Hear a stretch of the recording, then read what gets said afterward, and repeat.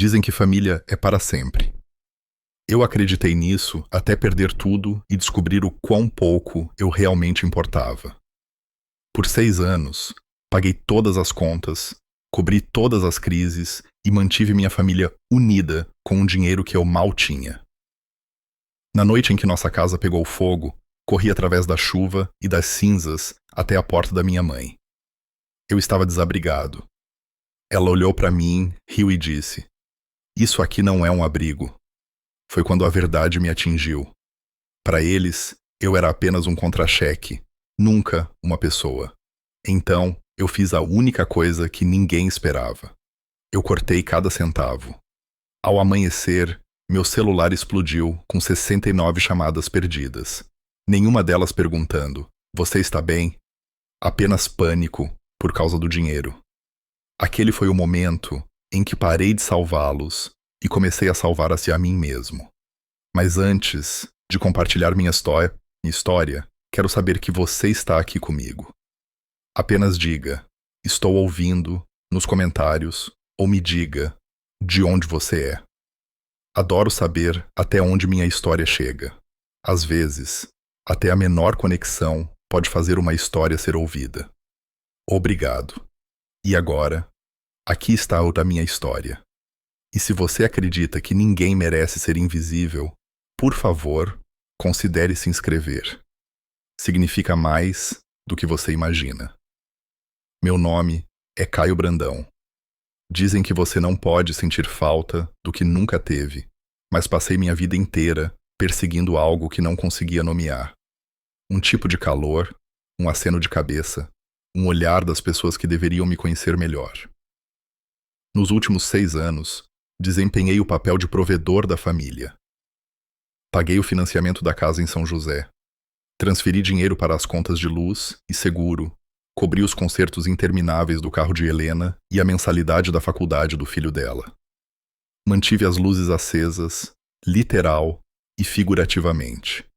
Ninguém nunca precisou pedir. O sistema funcionava tão bem que parecia que eu era o banco, e eles estavam apenas no débito automático. Meu nome é Caio Brandão, mas na minha própria casa, eu era apenas um item na planilha de outra pessoa. A chuva de Florianópolis parece nunca parar. Meu pequeno apartamento no centro sempre tinha um cheiro fraco de maresia e café velho, as janelas embaçadas pela garoa sem fim. Aquela manhã começou como todas as outras. Preparei um café barato, verifiquei meu orçamento meticuloso sob a luz fraca. Passei pelo ritual de sempre de entrar no aplicativo do banco, clicando em pagamento após pagamento. Financiamento pago, seguro pago, conserto do carro de Helena, pendente, mas não atrasado, então autorizei mesmo assim. Eu mantinha uma planilha com códigos de cores que ninguém jamais veria. E às vezes me perguntava se era o único registro de que eu existia. Na maioria dos dias, eu fingia que era normal. Esse silêncio, essa expectativa, não dita. Helena mandou uma mensagem que vibrou no meu celular às 6h18 da manhã.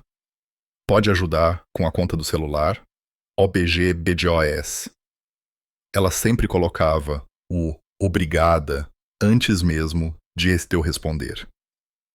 Minha mãe, Evelina, ligou logo depois do café da manhã, não para saber como eu estava, mas para garantir que o próximo pagamento do financiamento não tivesse me escapado da mente. "Não deixe atrasar, Caio", disse ela como um aviso. "Estamos contando com você." Ela não perguntou como minha pequena empresa de consultoria estava indo, não perguntou sobre o meu dia. Eu disse: "Estou bem, mãe, está tudo resolvido." Sempre terminava nossas ligações da mesma forma, engolindo qualquer outra coisa que eu quisesse dizer. Eu nem sempre fui tão quieto. Lembro-me de ter 11 anos, curvado sobre uma longa mesa dobrável, no salão comunitário de um bairro em São José, com os dedos pegajosos pela condensação de dezenas de garrafas de água. Eu as arrumei no formato de uma chama, meu jeito de tornar o churrasco da família especial. Olhei para cima, esperando por aprovação, e vi o rosto da minha mãe congelar. Por que você sempre tem que ser tão exagerado, Caio? Ela disse, alto demais. Deixe sua irmã ter o destaque. Então ela se virou para a maionese de Helena, elogiando-a como se fosse uma obra-prima. Naquele dia, aprendi a ser pequeno, a me dedicar a coisas que ninguém notava. Eu chamava isso de amor, mas na verdade, eu media o amor em contas pagas em dia. Eu dizia a mim mesmo que, enquanto fosse útil, não poderia ser deixado para trás. Ser útil era minha rede de segurança, minha maneira de pertencer. Naquela noite, senti um cheiro fraco de queimado elétrico no corredor, mas ignorei. Fiação antiga, presumi. Apenas mais uma coisa que eu deveria consertar algum dia. Era sempre assim. Eu resolvia o que podia, ignorava o resto. Quando me deitei, minha mente estava num loop de números e lembretes. Venci o cansaço para renovar mais alguns pagamentos. Uma última verificação nas minhas contas. Mais um clique em confirmar pagamento. Eu dizia-o a mim mesmo. Continue. É isso que uma família faz. Mas pouco antes de dormir, meu celular apitou com um erro no pagamento da conta de celular de Helena. Decidi deixar para a manhã seguinte. Lá fora, uma sirene distante soou através da chuva, longa e aguda, ecoando pelas ruas molhadas. Eu não sabia na época, mas tudo o que eu chamava de normal estava prestes a virar cinzas. Há um som que vem depois do fogo, um vazio, um silêncio sobre a madeira enegrecida e as memórias arruinadas. Quando cheguei à casa em São José, os caminhões dos bombeiros já tinham ido embora. Tudo o que restava era uma fumaça úmida, uma faixa de isolamento amarela e uma bagunça carbonizada que costumava ser um lar. Fiquei ali, observando a fumaça subir do lugar para o qual eu havia emitido todos os cheques, coberto todos os custos, esperando que fosse o suficiente. Percebi que ninguém havia me ligado, nem um vizinho, nem minha família. Perguntei a Dona Lúcia, a vizinha, por que ninguém me avisou? Ela desviou o olhar. Sua família disse que avisou a todos que importavam. Parei um bombeiro e pedi para ver a lista de contatos de emergência. Meu nome não estava listado, nem para o seguro, nem para emergências, nem para nada. Eu era invisível na papelada da minha própria vida. A viagem de volta para o centro de Florianópolis foi entorpecente. O prédio do meu apartamento cheirava a mofo e chuva, mas o cheiro de plástico queimado era novo. Abri minha porta e senti a água encharcar meus sapatos. Os sprinklers de um incêndio no prédio ao lado haviam inundado tudo o que eu possuía. O notebook mal funcionava. Minha mala, feita às pressas, estava cheia de roupas que nunca secariam de verdade. Verifiquei meu saldo bancário, imaginando quanto controle de danos eu poderia pagar. Eu não tinha uma casa para onde ir, então fiz a única coisa que podia. Dirigi até Jurerê Internacional. Parei em frente à casa da minha mãe, suas linhas perfeitas iluminadas, quentes e douradas lampadas e contra a ciragaroa. Carros de luxo estacionados impecavelmente na entrada. Fiquei debaixo do beiral, encharcado e tremendo, e toquei a campainha. Minha mãe atendeu de pijama de seda, o cabelo enrolado e impecável. "O que você está fazendo aqui?" Ela perguntou, como se eu tivesse aparecido, sem avisar na porta de um estranho. Contei tudo a ela, o incêndio, a inundação, como eu não tinha para onde ir. Ela apenas deu de ombros. "Isto não é um abrigo, Caio. Temos um jeito de fazer as coisas por aqui." Atrás dela, Helena estava de pé, segurando uma caneca de café, os olhos fixos no celular. Nenhuma delas me convidou para entrar. Ao recuar da soleira, vislumbrei uma TV novinha em folha piscando lá dentro, brilhando sobre uma lareira reluzente. A imagem daquele luxo intocado atrás da porta fechada queimou em mim mais do que qualquer fogo poderia. Entrei no meu carro e dirigi sob a chuva cinzenta, os limpadores de para-brisa lutando uma batalha perdida. Meu GPS piscou incerto, finalmente me levando a um motel em Palhoça. Fiz o check-in com o que restava do meu crédito. Joguei minha mala numa cama que cheirava uma água sanitária e velhos arrependimentos. Enquanto eu estava sentado ali, deixando o choque assentar, meu celular vibrou. Era Tiago, meu irmão, mandando uma mensagem. Ficamos sabendo do incêndio. Não queríamos te incomodar. Você é forte, sempre dá um jeito. Foi aí que a dor real me atingiu. Eles não tinham me esquecido. Eles apenas decidiram que eu poderia me virar sozinho. Olhei ao redor daquele quarto de motel minúsculo, encarei a luz piscante da caixa postal e a TV aparafusada na parede, uma imitação barata de um lar. Mas pelo menos era honesta. Naquele momento, entendi o que família realmente significava para eles. Portas abertas para o dinheiro, portas fechadas para a necessidade. Lá fora, a chuva continuava caindo, lavando um mundo para todos, menos para mim. Meu celular continuava vibrando. Chamadas perdidas se acumulando. Cada uma um lembrete de que eu só era visto quando era útil. E enquanto as paredes do motel pareciam se fechar sobre mim, eu soube que meus dias de ser invisível para o conforto de outra pessoa haviam acabado. O ar no motel era denso, com cheiro de água sanitária e algo mais antigo, mofado, como arrependimento impregnado no carpete. Sentei-me na beirada da cama, com as mãos frias, encarando meu celular e a planilha aberta no meu notebook. Era aqui que terminava. Por anos, cada real que ganhei foi derramado diretamente na vida deles. Financiamento, seguro, consertos de carro, contas de celular, mensalidades, compras de mercado. Eu paguei dívidas que nunca fiz. Meus dedos pairaram sobre cada transferência agenda. O aplicativo do meu banco tornava tudo muito fácil. Apenas um deslize de confirmação e, de repente, o mundo mudou. Pausei em cada aviso. Débito automático da casa em São José, cancelar. Contas de consumo, cancelar. Seguro da casa, cancelar. Plano de celular da família, com meu nome em primeiro lugar e todos os outros de carona. Remover-me e depois encerrar tudo. O último foi o leasing do carro, que Helena insistiu que precisava da minha assinatura. Cancelei isso também. O botão final, de confirmar, pareceu mais pesado do que qualquer cheque que eu já havia assinado.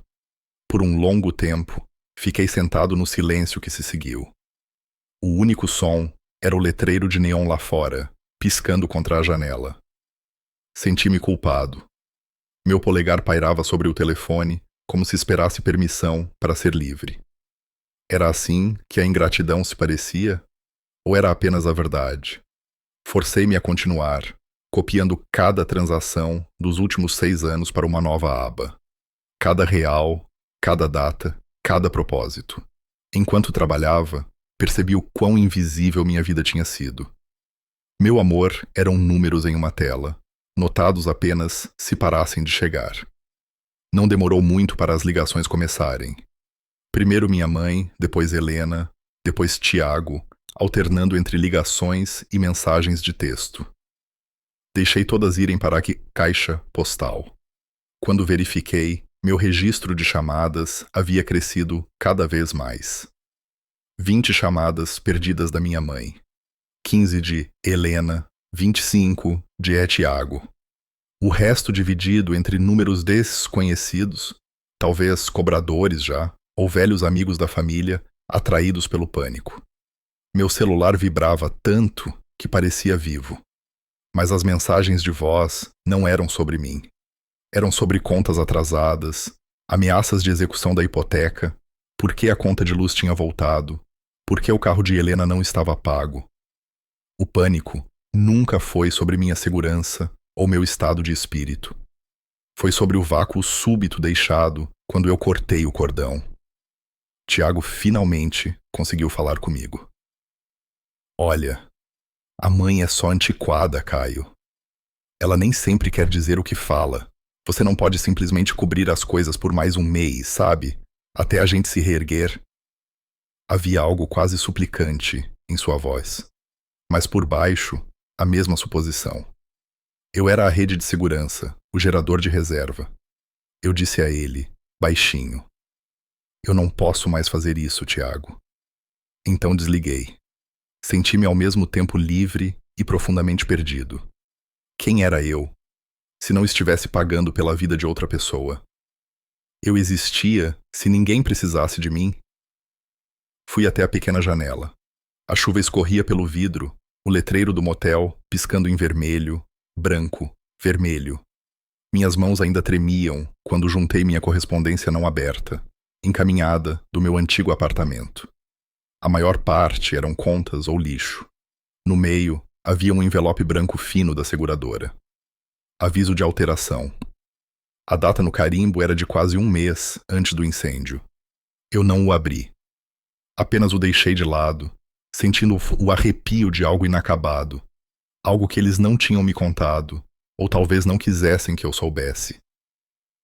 No dia seguinte, peguei um ônibus para a Biblioteca Pública de Florianópolis. O cheiro de papel velho e ambição silenciosa era quase calmante. Minha tia Rosana concordou em me encontrar. Sentamos entre fileiras de biografias e velhas enciclopédias. Sua mãe anda dizendo a todo mundo que você está frio, distante, só pensa em negócios. Ela me disse, seu tom mais triste do que acusatório. Ela diz que você nunca se importou em fazer parte da família. Mas eu sei o que você fez pela Helena, pelo filho dela. Ela colocou a mão sobre a minha por um momento. Um raro gesto de calor. Talvez seja a hora das pessoas verem do que você realmente abriu mão. Voltei para o motel e comecei a redigir um e-mail, em cópia oculta para cada parente, cada amigo da família que já me pediu um favor. Eu não o enviei, ainda não, mas fiz uma lista detalhada. Datas, valores, extratos do financiamento, comprovantes de seguro, boletos da faculdade, recibos de mercado. Cada item, um pedaço da minha vida invisível, alinhado e esperando pela luz do dia. Naquela noite, o telefone tocou e tocou até que finalmente o desliguei. 69. Chamadas perdidas. Um recorde que eu nunca quis. O silêncio que se seguiu foi quase sagrado. Apenas uma notificação permaneceu na tela de bloqueio. Tormendes, advogado. Mensagem para você. Eu toquei para abrir, o assunto dizia: possível processo por danos morais. Por favor, ligue para discutirmos. Deixei a tela escurecer, o último brilho dos laços familiares se apagando com ela. Eu aluguei um lugar temporário perto do aeroporto, no bairro Carianos, a única coisa que encontrei na minha faixa de preço.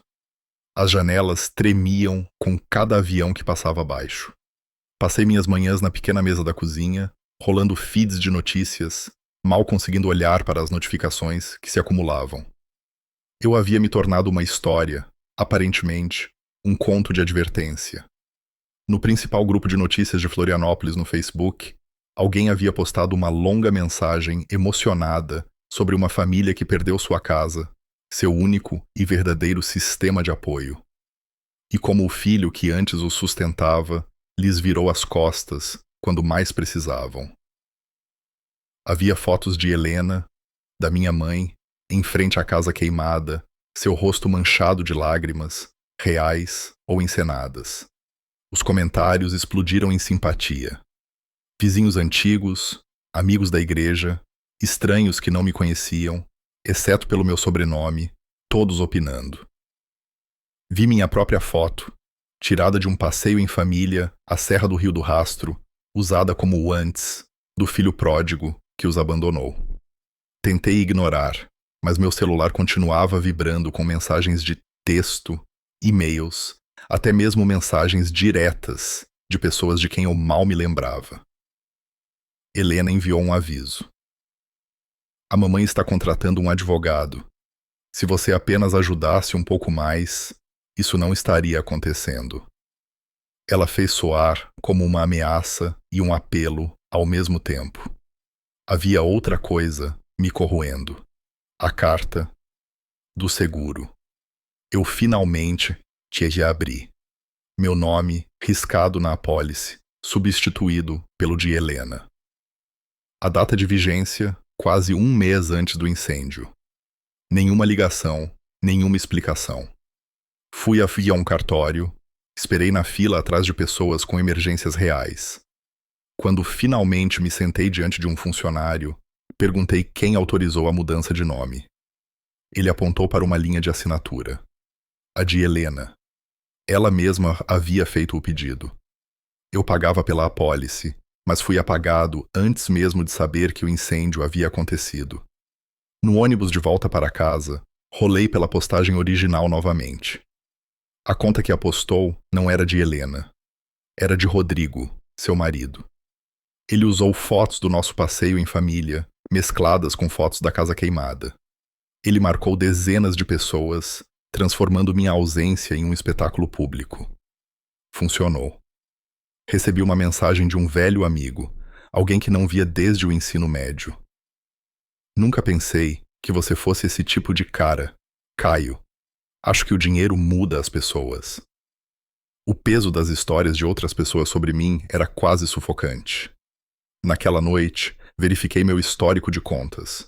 Uma pequena transferência de Helena para minha mãe ocorreu no mesmo dia em que meu nome foi removido do seguro.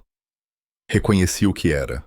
Um pagamento, um acordo feito pelas minhas costas. Sem lugar para mim na mesa. Quanto mais eu olhava, mais claro ficava. Minha mãe e Helena eram parceiras na sobrevivência, e eu era apenas o intermediário até não ser mais necessário. Encontrei-me sentado no pequeno parque, perto de casa, o único lugar silencioso o suficiente para pensar. O mundo parecia hostil. Estranhos olhavam, através de mim.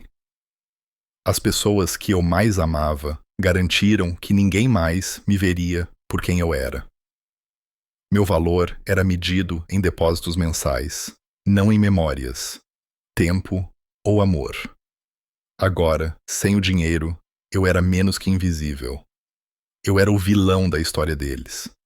De volta ao meu apartamento temporário, juntei cada pedaço de prova. Extratos, e-mails, fotos. E os dispus como cartas em uma mão perdedora. Meu celular vibrou novamente. Um e-mail, Dr. Mendes. O processo foi protocolado. Você terá notícias nossas em breve. Coloquei a apólice de seguro sobre a mesa, encarei o lugar onde meu nome costumava estar e deixei minhas mãos tremerem. Não havia como voltar atrás. A única saída era seguir em frente, através do fogo, do barulho e das histórias falsas, até que alguém finalmente me visse como mais do que um talão de cheques em um conto de advertência. Houve uma noite em que parei de ser uma testemunha da minha própria queda e decidi agir. Minha caixa de entrada estava cheia de rumores, ameaças, súplicas e pena de todos os cantos da minha família. A maioria das mensagens me acusava de crueldade, de abandonar o sangue por dinheiro, repetindo uma mentira que se espalhara como fogo desde que a casa queimou. Passei aquela noite curvado sobre meu notebook sob a luz amarela e fraca do meu quarto alugado. Cada centímetro da mesa de madeira barata estava coberto de recibos, extratos bancários antigos, e-mails confirmando pagamentos, 6 anos de doação silenciosa. Não era apenas dinheiro. Era a prova de que eu os amei da única maneira que sabia. Não dormi. Compilei um documento. Cada real, cada dá, cada parcela do financiamento, cada mensalidade e conserto. No final, o total. Mais de 600 mil reais. Anexei fotos de cheques, PDFs de extratos, capturas de tela de conversas onde eu prometia cobrir, consertar, resgatar. Não adicionei uma única palavra de amargura, apenas os fatos. No campo para, Inseri o e-mail de cada membro da família, cada amigo da família, cada primo distante que já havia cochichado sobre mim pelas costas. Cliquei em CCO e enviei para o mundo. Levou menos de 1 hora para as respostas começarem. Uma ligação de uma tia de quem eu mal ouvia falar há anos. Nós nunca soubemos, ela sussurrou. Me desculpe por termos te julgado.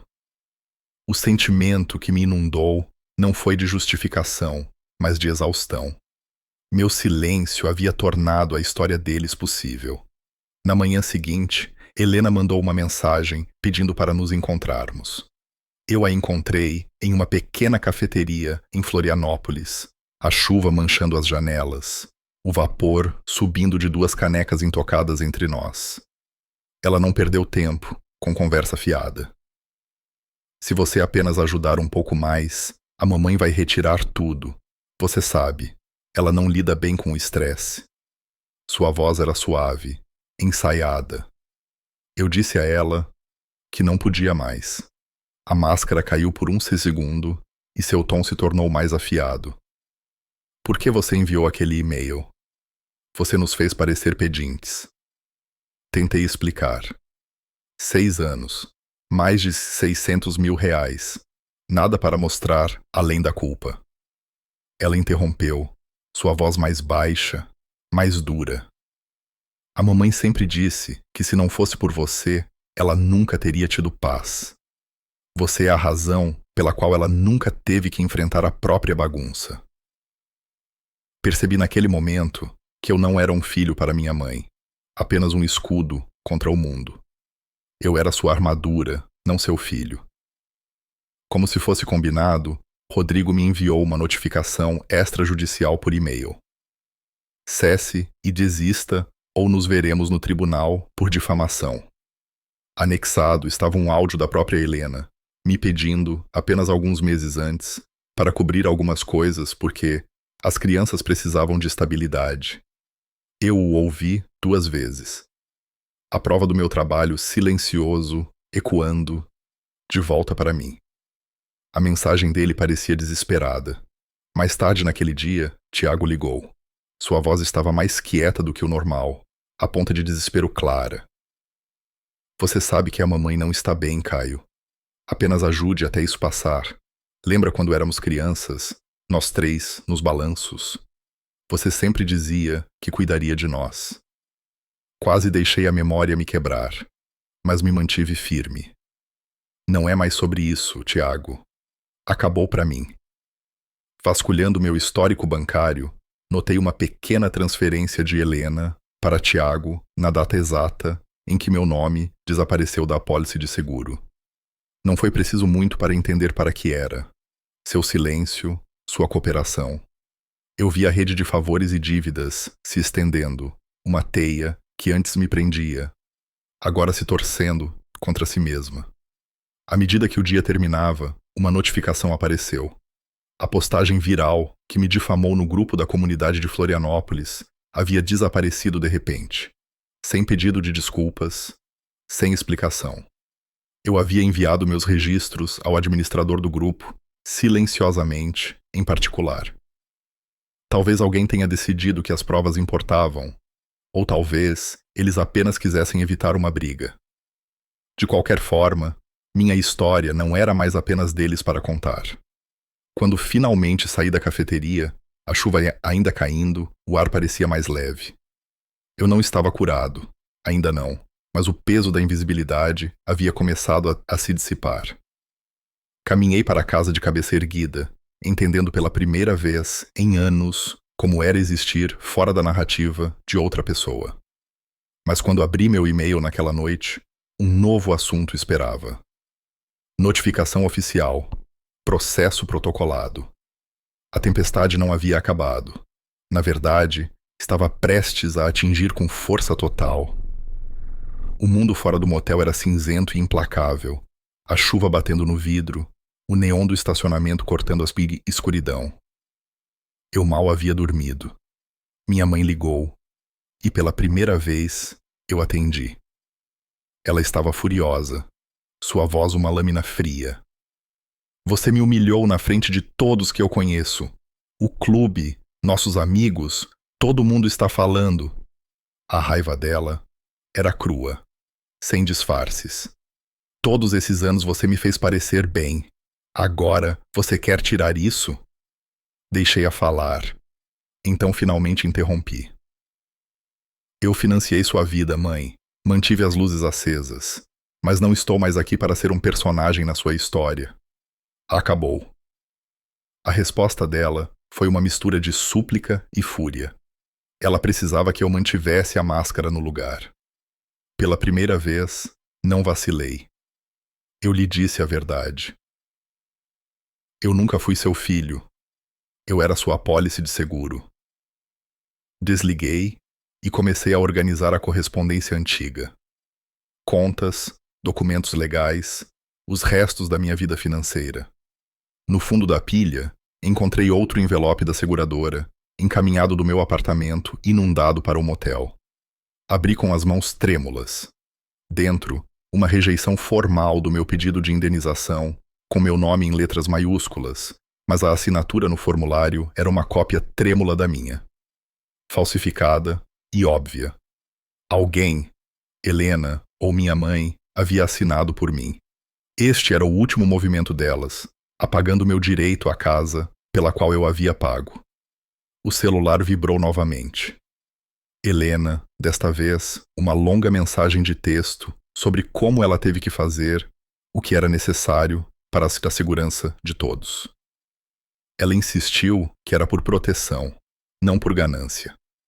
Eu não respondi. Tiago apareceu tarde da noite, o rosto cansado. Ele tentou, a princípio, justificar tudo. Como as coisas tinham sido difíceis. Como talvez a mãe tivesse forçado a barra. Como Helena nunca quis que você ficasse de fora. Mas eu o pressionei, silenciosa, mas implacavelmente. Você aceitou dinheiro para ficar quieto, Tiago. Ela comprou seu silêncio. Vocês todos sabiam exatamente o que estavam fazendo. Não havia mais raiva em mim, apenas clareza. Ele admitiu. A voz mal audível. Helena disse que se você perdesse o seguro, ela finalmente estaria livre. Ela queria tudo para si. O peso de todos aqueles anos desabou sobre mim. Dirigi até o cemitério do Itacorubi e parei no túmulo da minha avó Clara. A chuva finalmente lavando o resto das minhas defesas. Li em voz alta uma carta que escrevi e reescrevi 100 vezes.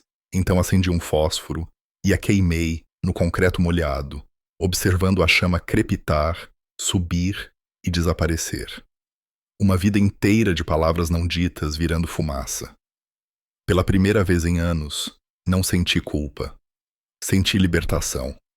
De volta ao motel, o ar cheirava a ozônio e esperança. O telefone tocou uma última vez. Dr. Mendes, meu advogado. Ele falou com uma certeza que eu não sentia há meses. Você não deve nada a eles, Caio. Eles não têm direito a nada.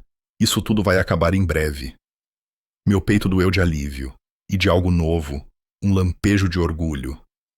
Arrumei meus poucos pertences, peguei o último envelope do seguro e saí. A chuva havia se transformado em uma garoa. Dirigi até o cemitério novamente antes de deixar a cidade. Coloquei uma pequena pedra no túmulo de Clara, uma promessa a mim mesmo de que nunca mais seria invisível.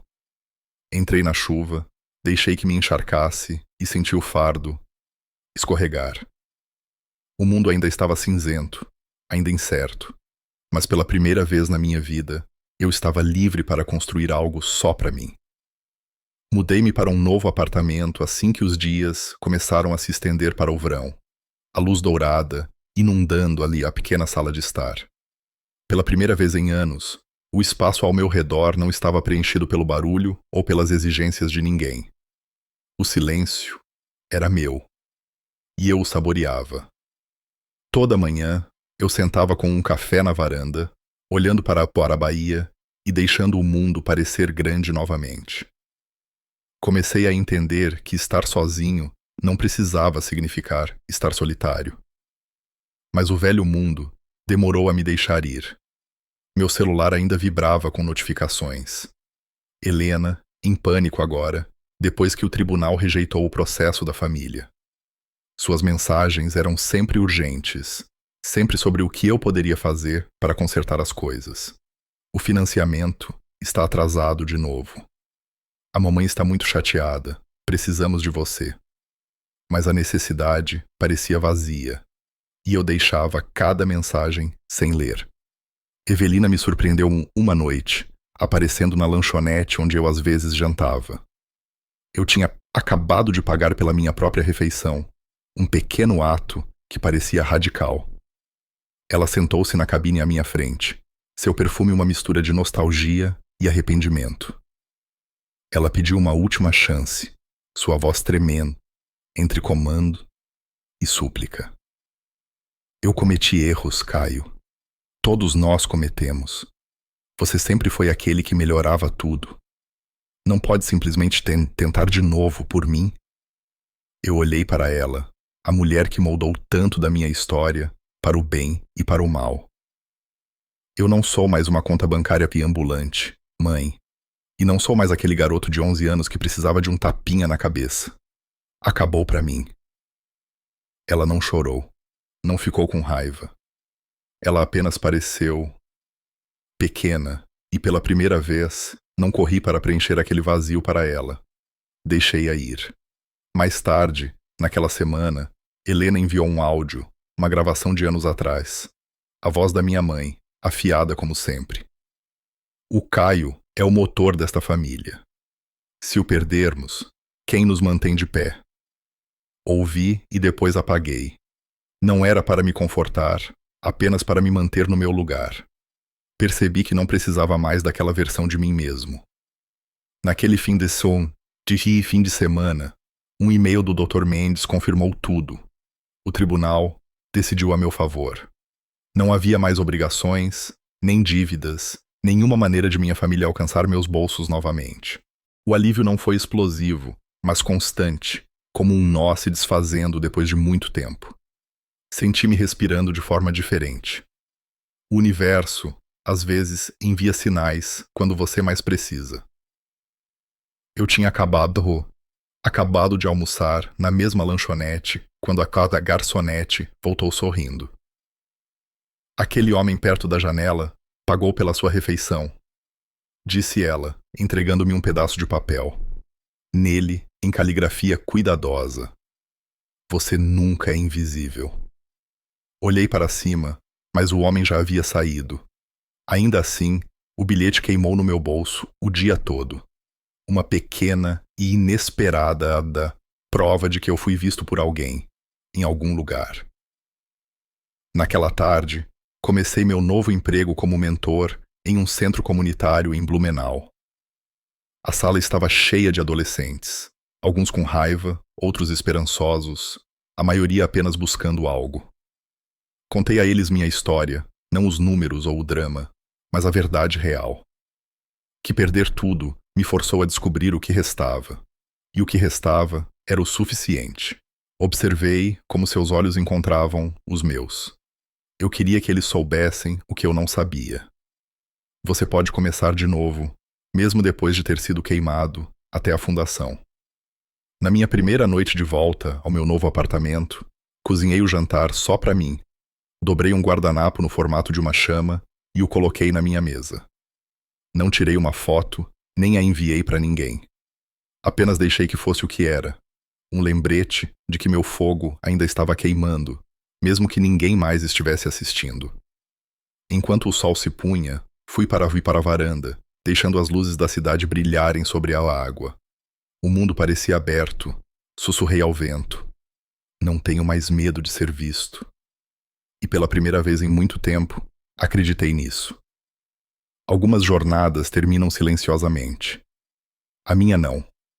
Terminou com um novo começo, um que não era sobre dinheiro ou perdão, ou consertar a história de outra pessoa, mas sobre construir a minha própria. No centro comunitário, encontrei um lugar onde a dor que carreguei por anos se tornou combustível para algo melhor. Trabalhei com jovens que aprenderam cedo demais como era ser ignorado, ser definido por sua utilidade ou seus problemas. Mostrei a eles o que aprendi da maneira mais difícil: que ser visto não começa com outra pessoa, começa com você. Houve uma tarde, uma quinta-feira, cinzenta e esperançosa, quando um adolescente ficou para trás depois da nossa sessão sobre orçamento. Ele era quieto, retraído. Ele olhou para o guardanapo, que eu havia dobrado distraidamente em forma de chama, e perguntou: "Por que você faz isso?" Eu lhe disse, honestamente, que me lembrava que eu sempre poderia começar de novo. Ele assentiu, seus olhos se enchendo de lágrimas. Eu pensei que era o único que se sentia invisível. Coloquei a mão em seu ombro e disse: "Você não é, e nunca será." Mais tarde, de volta ao meu apartamento, encontrei uma série de e-mails de velhos amigos. Pessoas que antes acreditaram no pior sobre mim. "Nós estávamos errados", escreveu um. "Me desculpe, agora eu vejo o que você carregou." O peso que suportei por tanto tempo pareceu mais leve a cada mensagem. Até Helena entrou em contato, sem palavras, apenas uma foto em anexo. Era daquela antiga festa do centro comunitário. Eu, aos 11 anos, radiante ao lado da minha chama de garrafas torta. Fiquei olhando por um longo tempo. Havia dor, sim, mas também orgulho. Não respondi, mas sorri. O passado não era algo para apagar. Era uma raiz me segurando firme enquanto eu crescia. No final de cada semana, eu arrumava minha pequena cozinha, dobrando guardanapos em chamas e colocando-os perto da janela. Um ritual que ninguém precisava testemunhar, além de mim. Visitei o túmulo de Clara, deixando para trás um único guardanapo laranja e vermelho na grama. "Obrigado", sussurrei. Eu consegui. Na última vez que voltei à lanchonete, vi a mesma garçonete e a mesma cabine de canto. Deixei uma gorjeta extra com um bilhete. Ninguém é invisível aqui. Eu sorria para estranhos, cumprimentava as pessoas por quem passava. Pela primeira vez, o mundo parecia estar me esperando, não o contrário. Agora, quando penso em amor,